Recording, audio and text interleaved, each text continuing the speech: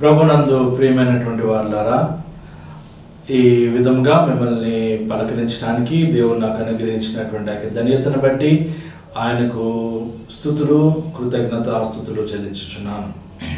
అందరూ బాగున్నారని నేను నమ్ముచున్నాను.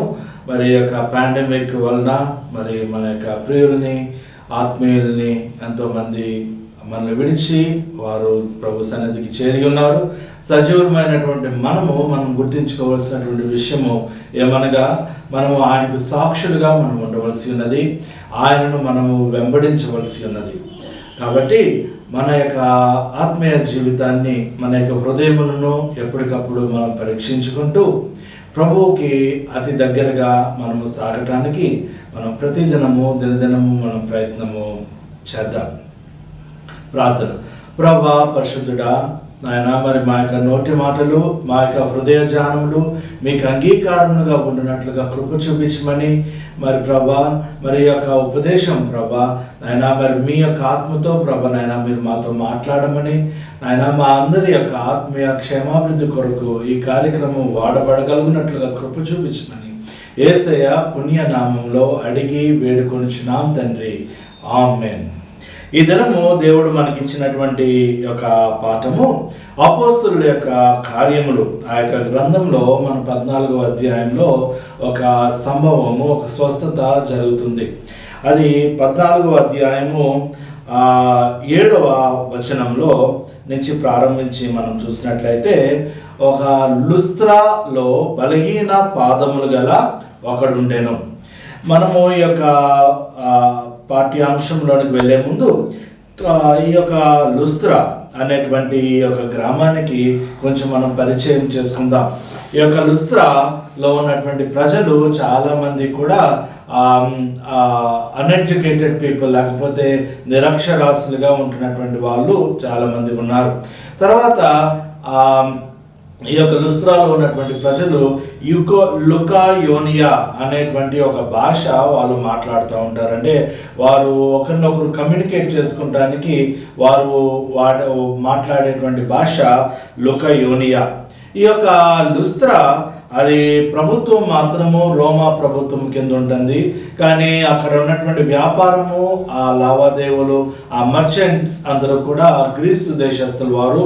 మరి యూద సమాజం యొక్క ప్రభావము చాలా అల్పమైనదిగా ఉంటుంది. అంటే యూదా సంస్కృతి కానీ, లేకపోతే యూదుల గురించినటువంటి ఆలోచన కానీ చాలా తక్కువగా ఉంటుంది. ఇంకొక విషయం ఏంటంటే, ఈ యొక్క లుస్త్రా అనేటువంటి యొక్క గ్రామంలో సమాజ మందిరాన్ని మనం ఎక్కడ కూడా చూడం. ఈ యొక్క గ్రామం పౌలు గారు, బర్నబా వాళ్ళిద్దరూ కలిసి ఈ యొక్క గ్రామానికి వచ్చి ఉన్నారు. వారు ఇకోనియా లో నుంచి బయలుదేరి ఈ యొక్క పట్టణానికి, ఇది ఎక్కడుందంటే లుస్త్రాకును దెర్బేకును చుట్టుపక్కల ఉన్న ప్రదేశమునకు వారు వెళ్ళిపోయి అక్కడ సువార్త ప్రకటన చేస్తూ ఉన్నారు. పౌలు గారు నిలబడి ఆయన సువార్త చేస్తూ ఉన్నాడు. అయితే ఆయన బోధ వినేటువంటి వారిలో ఒక అతను ఉన్నాడు. అతను ఎవరంటే, అతడు పుట్టినది మొదలుకొని కుంటివాడై ఎన్నడను నడవలేక కూర్చుండి ఉండినవాడు. అతడు పౌలు మాటలాడుట వినెను. పౌలు అతని వైపు తేరి చూచి, సాధారణంగా ఈ యొక్క సభల్లో కానీ, లేకపోతే సమాజ మందిరంలో కానీ దేవుని యొక్క వాక్యాన్ని మనం వినిపిస్తూ ఉన్నప్పుడు, దేవుని యొక్క వాక్యం చెబుతూ ఉన్నప్పుడు వేలాది మంది కానీ, లేకపోతే వందలాది మంది కూర్చోవచ్చు. కానీ చాలా తక్కువ మంది మాత్రమే ఈ యొక్క వాక్యం మీద వాళ్ళు కేంద్రీకరిస్తూ ఉంటారు. వారి యొక్క కాన్సన్ట్రేషన్లో వారి యొక్క హృదయంలో ఉన్నటువంటి వేదనకి, లేకపోతే వారికి జీవితంలో ఎదుర్కొంటున్నటువంటి ప్రతి సమస్యకు ఒక జవాబు కోసం వారు ఎదురు చూస్తూ ఉంటారు. మరి అది కేవలము ఆ యొక్క శారీరకమైనటువంటి స్వస్థతనే కాదు, లేకపోతే లోకపరమైనటువంటి ఇబ్బందులనే కాదు, వారి యొక్క మనస్సులో దోబూచులాడుతున్నటువంటి ప్రతి సమస్య, ప్రతి వ్యధ, దాని కొరకు వాటికి జవాబు దొరుకుతుందేమో అని ఎదురు చూస్తూ ఉంటారు. అది ప్రతి చోట జరుగుతుంది. వేలాది మంది కూర్చున్నారని అందరూ వినరు, వందలాది మందిలో వందలాది చెవులు ఈ యొక్క బోధ వినరు, కానీ కొద్ది మంది మాత్రమే కేంద్రీకరిస్తూ ఉంటారు. వారిని దేవుడు గమనిస్తూ ఉంటాడు. మనం పోయిన వారము మనము ఒక మాట గుర్తు చేసుకున్న ఒక వచనం, ఆయన ఆకాశము నుండి తేరు చూస్తూ ఉన్నాడంట. దేవుని వెతుకు వారు ఎవరైనా కలరేమో అని. అట్టి వారు ఉన్నప్పుడు దేవుడు వారి యొక్క విశ్వాసాన్ని ఆయన గౌరవిస్తాడు. ఇక్కడ పౌలు గారు మాట్లాడుతూ ఉన్నారు. ఒక ఆయన మాత్రం ఆ యొక్క మాటల మీద ఆయన చూస్తూ ఉన్నాడు. పౌలు మాట్లాడట వినను. ఆయన ఎవరంటే పుట్టినది మొదలుకొని మరి గర్భము నుండే ఆయన హీస్ ఎ క్రిపుల్డ్ పర్సన్, ఆయన కుంటివాడై ఉన్నటువంటి వాడు. పౌలు అతని వైపు తేరి చూసారండి. పరిశుద్ధాత్మ దేవుని యొక్క పని. ఎవరైతే ఆ యొక్క కేంద్రీకరించి చూస్తూ ఉంటారో, దేవుని వెతకటానికి ప్రయత్నం చేస్తారో, ప్రభు వెంటనే ఆయన యొక్క దైవజనుణ్ణి, ఆ దేవుని యొక్క జనుణ్ణి, ఆ యొక్క సువార్తికుణ్ణి పురికలుపుతూ ఉంటాడు. ఆయన యొక్క కాన్సన్ట్రేషన్ కూడా ఆయన మీద పెట్టేటట్టుగా చేస్తాడు.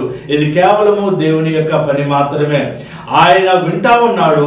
పౌలు ఆయన్ని తేరి చూచాడు. తేరి చూచి వెంటనే పౌలు గారికి దేవుడు చెప్పినటువంటి మాట, ఇచ్చినటువంటి వివేచన ఏంటంటే, స్వస్థత పరుటకు ఆయనకు విశ్వాసము కలదు. ఆయన చూస్తూ ఉన్నాడు.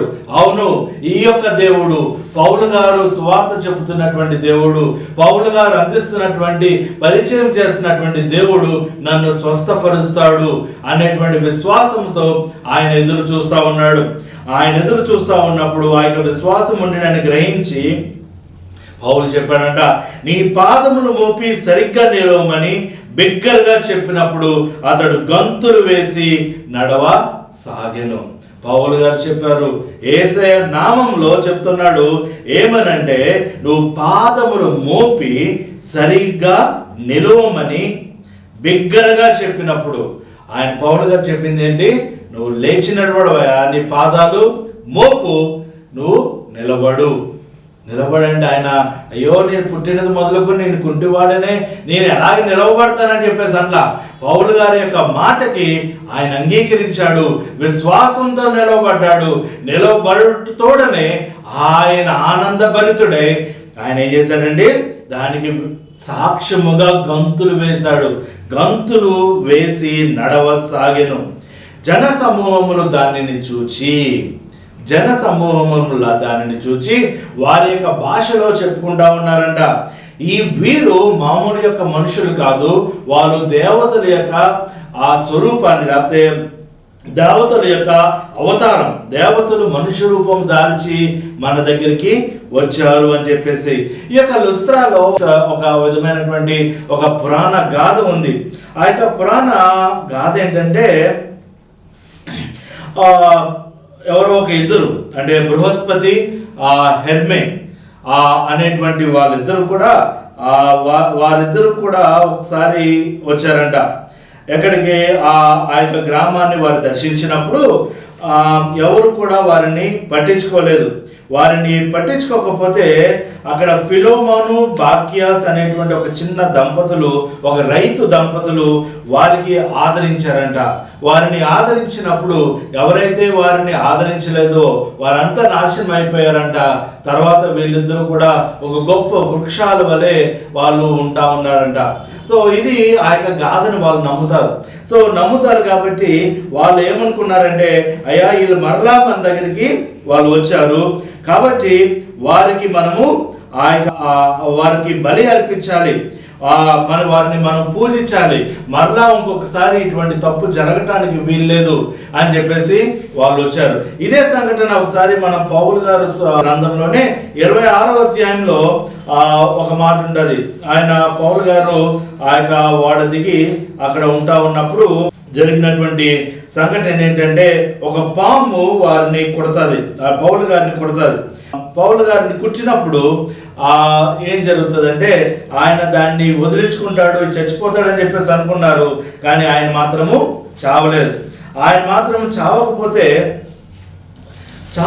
అమ్మో ఈయన మామూలు మనిషి కాదు. 28వ అధ్యాయము 6వ వచనం మనము గమనిస్తాం. దాన్ని అతడైతే ఆ విశ్వ జంతువును అగ్నిలో జాడించి వేసి ఏ హానియు పొందలేదు.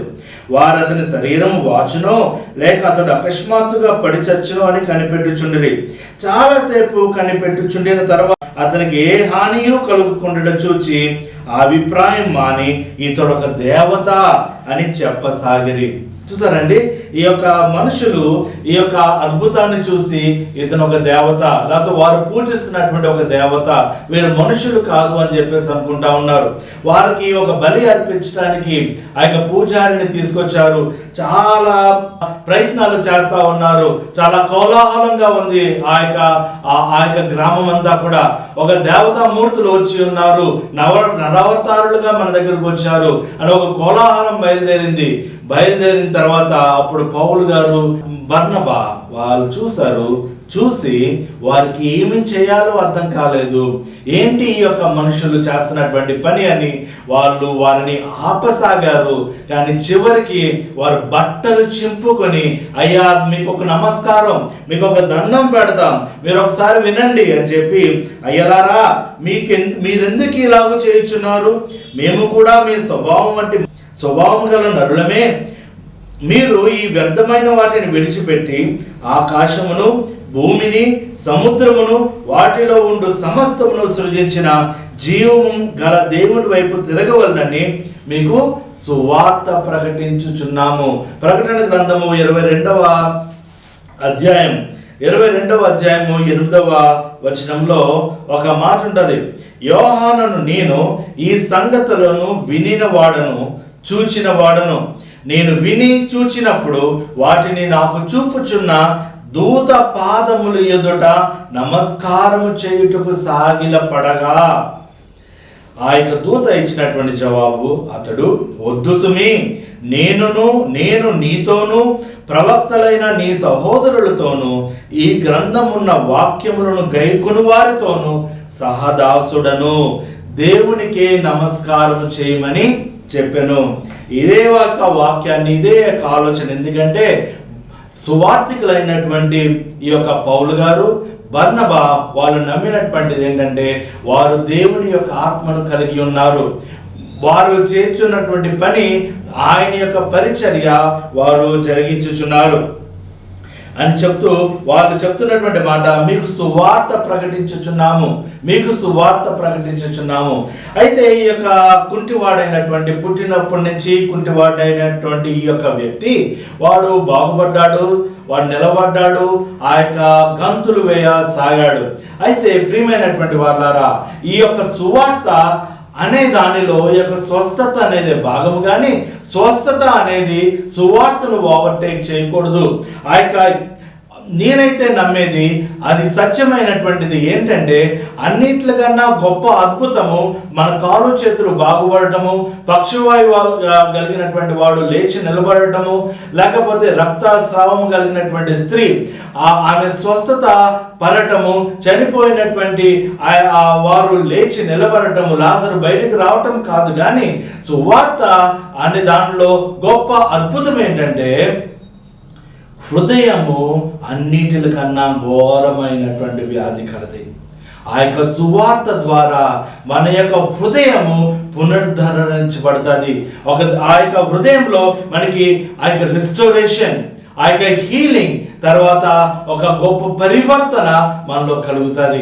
అదే గొప్ప అద్భుతం అండి. ప్రపంచంలో ఉచితముగా మన యొక్క హృదయాన్ని, మన యొక్క మనస్సును మార్చుకునేటువంటి ఆ యొక్క స్థితి, లేకపోతే మార్చబడినటువంటి ఆ యొక్క స్థితి, ఆయన యొక్క రక్తమందు విశ్వాసం ఉంచడం ద్వారా మనం పొందేటువంటి ఆ యొక్క గొప్ప రక్షణ, దానికి మించినటువంటి స్వస్థత మరి ఏదియూ లేదు. దానికి మించినటువంటి అద్భుతము మరి ఏదియూ లేదు. మీరు ఒకసారి మన యొక్క ఆలోచించండి, ఆ యొక్క లాజికల్గా ఆలోచించండి. మన యొక్క చేతులు బాగు చేయటానికి, పడిపోయినటువంటి ఆ యొక్క శరీరాన్ని లేవనెత్తటానికి ఆ యొక్క ప్రార్థన చేస్తే మనం జరగవచ్చు. కానీ వైద్యులు ఉన్నారు, లేకపోతే రకరకాలమైనటువంటి ఆ యొక్క వైద్య శాస్త్రము దాని గురించి చేస్తూ ఉంది. కానీ మనసును మార్చేటువంటి వైద్యుడు ఎవరైనా ఉన్నారా? మనసును మార్చగలిగేటువంటి తత్వవేత్త ఎవరైనా ఉన్నారా?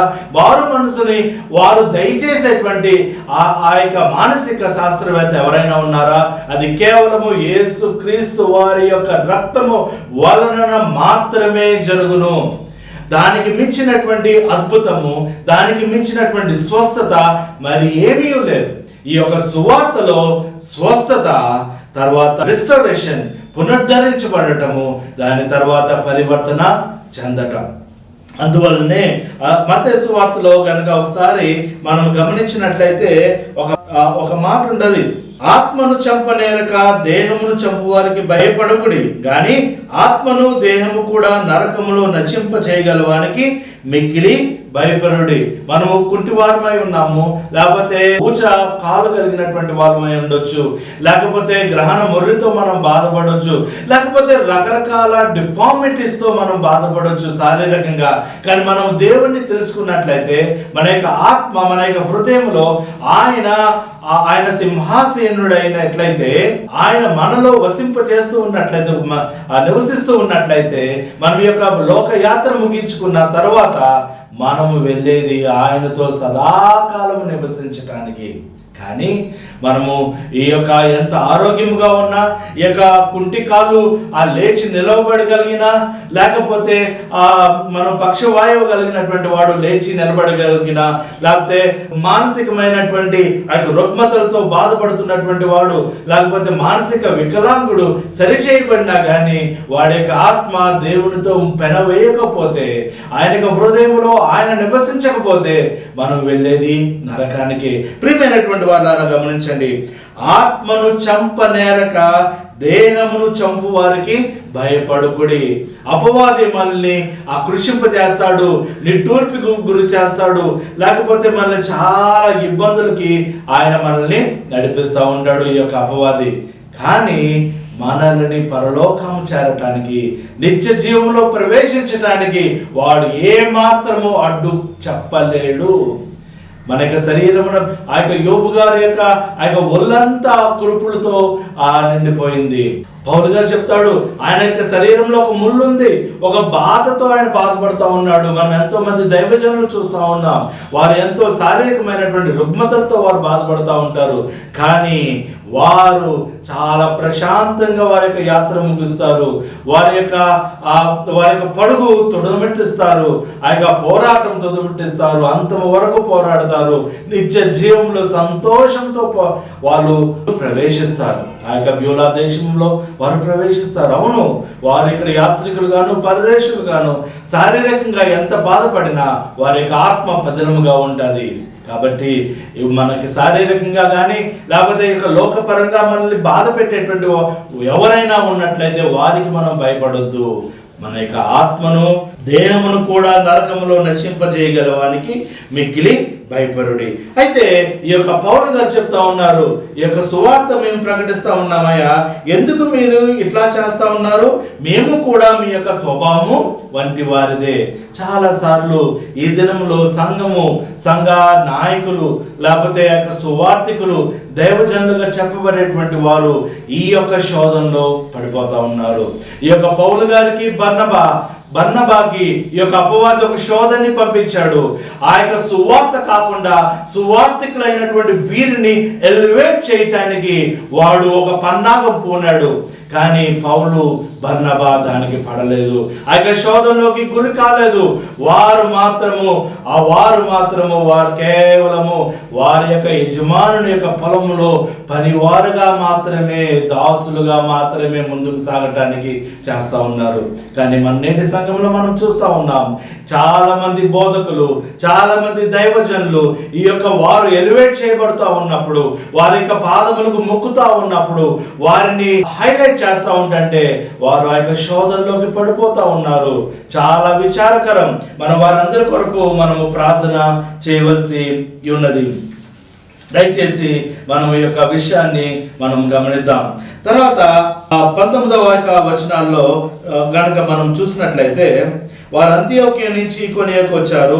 వారి యొక్క యూదులు అందరూ కలిసి వారి మీద రాళ్ళు రువ్వి అతడు చనిపోయినని అనుకుని చాలా భయంకరంగా కొట్టారు. వాళ్ళు చచ్చిపోయాడు అనుకున్నటువంటి వారు తీసుకొచ్చారు.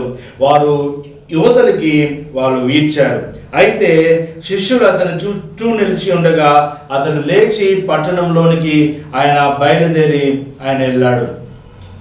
తర్వాత ఆ యొక్క శిష్యుల యొక్క మనసులు 22వ వచనంలో శిష్యుల యొక్క మనసులను దృఢపరిచి విశ్వాసమందు నిలకడగా ఉండవలనని అనేక శ్రమలు అనుభవించి మనము దేవుని రాజ్యంలో ప్రవేశింపవలనని వారిని హెచ్చరించెను. చాలా జేజేలు పలికినటువంటి వాళ్ళు తర్వాత వాళ్ళని రాళ్ళేసి కొట్టారు. పౌలు గారు చెప్తా ఉన్నాడు, అయ్యా మనం విశ్వాసమందు నిలకడగా ఉండాలి. మన దేవుని యొక్క రాజ్యంలో ప్రవేశించడానికి ఈ యొక్క లోక యాత్ర ముగించే లోపు మనం ఎన్నో శ్రమలు అనుభవించవలసి ఉన్నది. అనేక శ్రమలు అనుభవించి ఉండవలెను. ఆ శ్రమలు అనుభవించిన మనము దేవుని రాజ్యంలో ప్రవేశించగలం. మరి ప్రియమైనటువంటి వారులారా, ప్రభు అయినటువంటి యేసుక్రీస్తు వారు యోహాను సువార్తలో ఒక మాట ఆయన చెప్తా ఉన్నాడు. యోహాను సువార్త 15వ అధ్యాయము 18-19 వచనాలు, లోకము మిమ్మల్ని ద్వేషించిన యెడల మీకంటే ముందుగా నన్ను ద్వేషించినని మీరెరుగుదురు. మీరు లోక సంబంధులైన యెడల లోకము వారిని స్నేహించును. అయితే మీరు లోక సంబంధులు కారు, నేను మిమ్మల్ని లోకంలో నుండి ఏర్పరచుకుంటుని, అందుచేతనే లోకము మిమ్మల్ని ద్వేషించుచున్నది. చివరిగా హెబ్రీయులకు రాసినటువంటి పత్రిక 11వ అధ్యాయాన్ని కనుక మనం చూసినట్లయితే, హెబ్రీయులకు రాసినటువంటి పత్రిక 11వ అధ్యాయము 10వ వచనం, ఏలి అనగా దేవుడు దేనికి శిల్పియు నిర్మాణకుడై ఉన్నాడో పునాదులు గల ఆ పట్టణము కొరకు అబ్రహాము ఎదురు చూచుచుండెను. అలాగా మనం 13వ వచనంలో చూస్తే, వీరందరూ ఆ వాగ్దాన ఫలము అనుభవింపపోయినను. దేవుని యొక్క వాక్యమునకు విధేయులైనటువంటి వారు ఆ యొక్క వాగ్దానముల ఫలము అనుభవింపకపోయినను దూరం నుండి వందనము చేసి తాము భూమి మీద పరదేశులమును యాత్రికులమై ఉన్నామని ఒప్పుకొని విశ్వాసము గలవారై మృతి నొందిరి. వారికి జీవిత యాత్ర విశ్వాసంతో వారు ముగించారు. మరి ఈ దినాన్న మనకొక ప్రశ్న, మన యొక్క హృదయాన్ని మనం పరీక్షించుకుందాం. మనం మన యొక్క శారీరకమైనటువంటి ఆ యొక్క మేలు కొరకు మనం ఎదురు చూస్తూ ఉన్నామా? లోకపరమైనటువంటి యొక్క కంఫర్ట్స్ దేవుడు దయచేయాలని మనం చూస్తూ ఉన్నామా? లేకపోతే మనకి శ్రమ వచ్చినప్పుడు సంతోషిస్తూ ఉన్నామా? క్రైస్తవుడైనందుకు బాధ అనుభవించిన యెడల సంతోషించము, ఆనందపడము. కారణం ఏంటంటే, మనం అట్టి విశ్వాసంతో ఈ యొక్క లోకయాత్ర మనం ముగించినట్లయితే, మనం ఒక పరదేశులుగా యాత్రికులుగా మనం ముగించినట్లయితే ఆయనతో మనం సదాకాలం ఉంటాం. అయితే మన యొక్క జీవితము ప్రభువారు మనల్ని కోరారు, మీరు నాకు సాక్షులై ఉండవలెను, మీరు నాకు సాక్షులై ఉండెదరు. మరి అట్టి సాక్షి జీవితాన్ని మనము మన యొక్క చుట్టుపక్కల ఉన్నటువంటి వారికి, మన యొక్క ఊరిలో ఉన్నటువంటి వారికి, మన యొక్క వర్క్ ప్లేసెస్లో అటువంటి సాక్షి జీవితాన్ని మనం పంచగలుగుతున్నామా? ఒకవేళ దేవుడు మన ద్వారా మన యొక్క పరిచర్యలో మనం ఒక అద్భుతాలు చూసినప్పుడు, ఆ యొక్క ప్రజలు మనల్ని ఎలివేట్ చేస్తూ ఉన్నప్పుడు మనము దానిని కాదని దేవునిని మహిమపరచడానికి మనము చేస్తూ ఉన్నామా? దయచేసి ఒకసారి గమనిద్దాం. మన యొక్క జీవితము మనము ఆయనను మహిమపరుస్తుందా, లేకపోతే మన యొక్క మహిమ కొరకు అది ఆరాటపడుతూ ఉందా? ప్రియమైనటువంటి వాళ్ళారా, దయచేసి దానిని మీరు గమనించండి. మన యొక్క హృదయాన్ని మనం పరీక్షించుకుందాం. మనం అటు విశ్వాసంలో మనం కొనసాగుదాం. దేవుని యొక్క రాజ్యంలో ప్రవేశించడానికి మనం దినదినము యేసు వైపు మనం సాగుదాం. అట్టి కృప దేవాది దేవుడు మనకందరికీ అనుగ్రహించి కాపాడుగాక. ఆమేన్.